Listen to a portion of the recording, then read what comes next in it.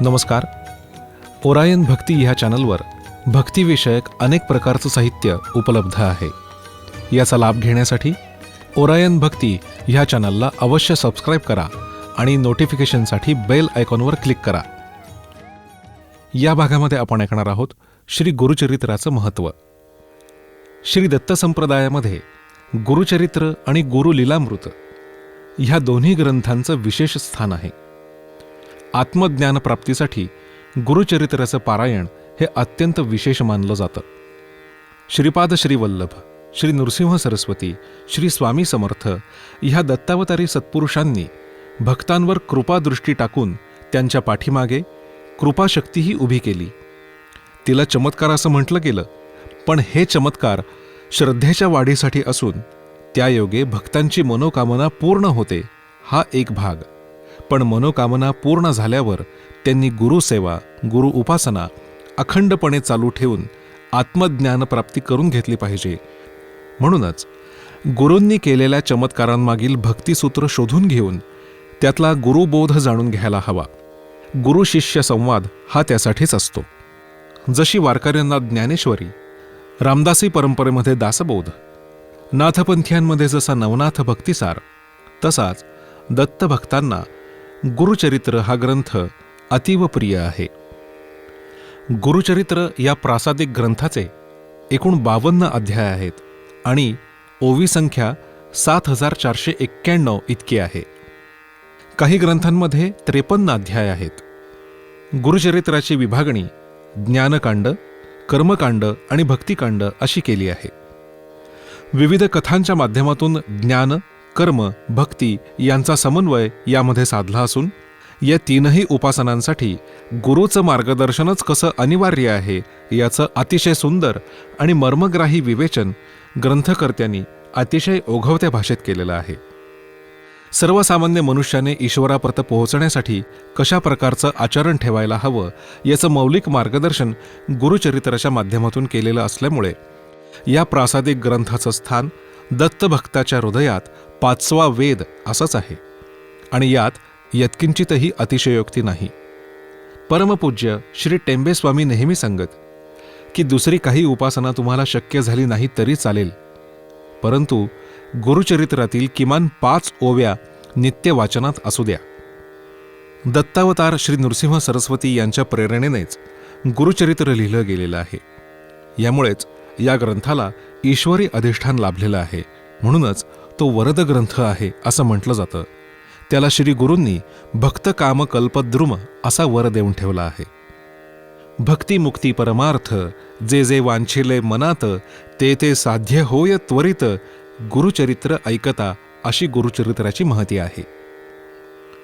योग आणि मंत्रशास्त्राचे प्रवर्तक दत्तात्रेय असल्यामुळे आणि श्रीपाद श्रीवल्लभ आणि श्री नृसिंह सरस्वती हे दत्तावतारच असल्यामुळे या दोघांच्या चमत्कारपूर्ण लीलांचं वर्णन ठाई ठाई गुरुचरित्रामध्ये केलेलं आढळतं. याशिवाय यामध्ये व्रतवैकल्य सांगितली आहेत, यात्रांची वर्णनं आहेत, ब्राह्मणाचा आचारधर्म विस्ताराने कथन केला आहे. यात अश्वत्थ, औदुंबर, भस्म यांचंही महात्म्य विशद केलं आहे. गुरुचरित्रात शिवपूजेचं महात्म्यही विशद केलं आहे. रुद्राक्ष धारण करण्याचे फायदे, शिवरात्रीच्या उपवासाचं फल, सोमवार व्रत, भस्मलेपन इत्यादींची तपशीलवार माहिती या ग्रंथामध्ये आहे. या ग्रंथानेच समाजाला शाश्वत मूल्य शिकवली. त्यापैकी पातिव्रत्य हे सर्वश्रेष्ठ वैयक्तिक मूल्य आहे, तर आतिथ्य हे सामाजिक मूल्य आहे. पापकर्माची प्रवृत्ती कमी होऊन पुण्यप्रवृत्ती वाढण्यासाठी गुरुचरित्रात कर्मनिष्ठ, ध्येयनिष्ठ, गुरुनिष्ठ अशा स्त्री पुरुषांची चरित्र जागोजागी आढळतात. गुरुचरित्रात वाङ्मय सृष्टीहून एक उच्चतर अशी चिन्मय सृष्टी आहे आणि म्हणूनच यातील प्रत्येक ओवी हे परमेश्वरी भक्तीने भरलेली असून जो कोणी प्रखर विरक्ती आणि अविचल भक्तीने या दिव्य ग्रंथाची पारायणे करेल त्याचा प्रपंच आणि परमार्थ दोन्हीही सुखाचे होतील हे त्रिवार सत्य. साहजिकच हा ग्रंथ सिद्धमंत्र असल्याची अनुभूती पारायणकर्त्याला आल्याशिवाय राहणार नाही. या ग्रंथातील तत्वज्ञान हे स्वात्मानुभव, आत्मज्ञान आणि आत्मसाक्षात्कार होण्यासाठी पोषक आहे. शेवटी उद्धरेत आत्मान आत्मानम हेच खरं. आपलीच बरी वाईट कृत्य आपल्याला तारतात किंवा मारतात हेच तत्व या ग्रंथात पुन्हा पुन्हा पटवून दिलं आहे. आणि म्हणूनच सत्कर्म करावं असं आवर्जून सांगितलं आहे. याचं कारण असं की हे सत्कर्मच तुम्हाला भवसागर तरून जाण्याला सहाय्य करेल. गुरुचरित्र ग्रंथातील प्रत्येक अध्यायात अनेक दृष्टांत कथा आहेत. लोक त्याला चमत्कार कथा समजतात, पण त्यामागील भक्तिसूत्र जाणून घेऊन गुरुबोधाचं स्वरूप कळून घेतलं तर त्यासारखा परमानंद नाही. गुरुसेवेशिवाय गुरुकृपा होणे शक्य नाही. गुरुसेवेसाठी दृढ गुरुनिष्ठा हवी. गुरुकृपेसाठी साधना हवी. गुरुकृपा झाली तर शिष्याचं कल्याण होईल. ईश्वर दर्शन होणे हे परमार्थाचे साध्य असले तरी त्यातही अखंडपणाने आणि सर्वत्र दर्शन सुख प्राप्त होणे ही तितकीच महत्त्वाची गोष्ट आहे. जीवनधन्यता त्यातच आहे. गुरुचरित्रात अनेकांना दुःख संकट यातून मुक्त होण्याचा उपासना धर्म प्रतिपादला गेला असल्यामुळे प्रापंचिकांचं जीवन आणि पारमार्थिकतेचं मार्गदर्शन यांचा मिलाफ या गुरुचरित्रामध्ये आपल्याला आढळतो.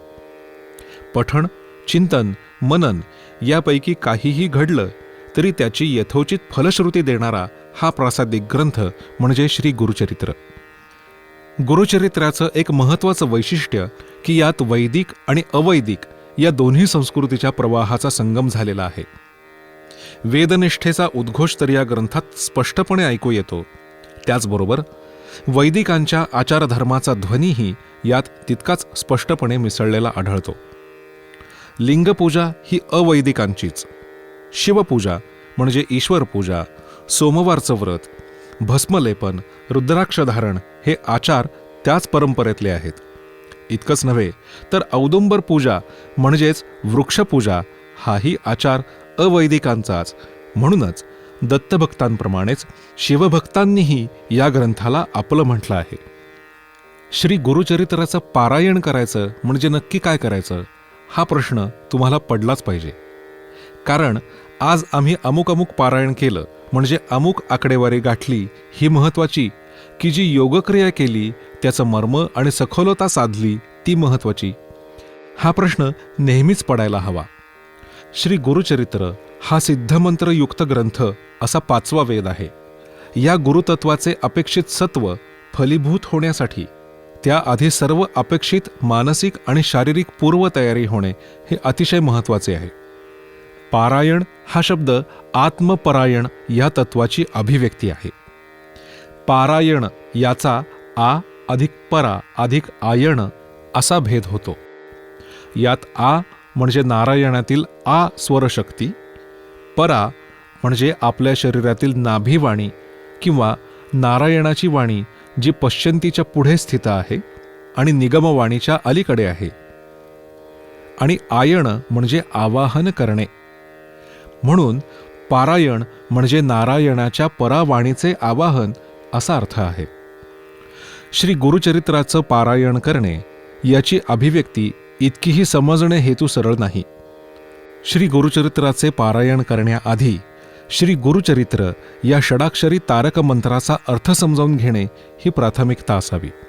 उदाहरणार्थ, जशी विशालकाय वटवृक्षाच्या अस्तित्वाची सुरुवात एका बीजातून होते, त्याचप्रमाणे श्री गुरुचरित्र सिद्ध ग्रंथाचे अवलोकनात्मक अध्ययन प्रथमतः षडाक्षरी नामातूनच करणे योग्य आहे. श्री गुरुचरित्र या शब्दब्रह्माचा मतितार्थ असा की हे परब्रह्म यतिराज श्रीपाद श्री वल्लभ सद्गुरू महाराज, माझ्या अज्ञानरूपी अंधकाराचा समूळ नाश करून माझे दास्यभक्तियुक्त आचरण पवित्र आणि चारित्र्य संपन्न करा. सप्ताह काळ वाचनात अथवा महाराजांच्या दत्त उपासनेत 7 आकड्याला अनन्यसाधारण महत्त्व आहे. सद्गुरू शिष्य परंपरेला अनुसरून 7 हा अंक दास्यभक्तीला अनुसरून आहे. देहातील सप्त पाताळ आणि षटचक्र अधिक सहस्त्रार अशा एकूण 7 चक्रांना अनुसरून आहे. श्री गुरुचरित्राचा पाठ अंतर्मुखी होऊन केल्यास आध्यात्मिक उन्नती प्राप्त होते आणि संकल्पयुक्त बहिर्मुखी होऊन केल्यास इहलौकिक वैभव प्राप्त होते.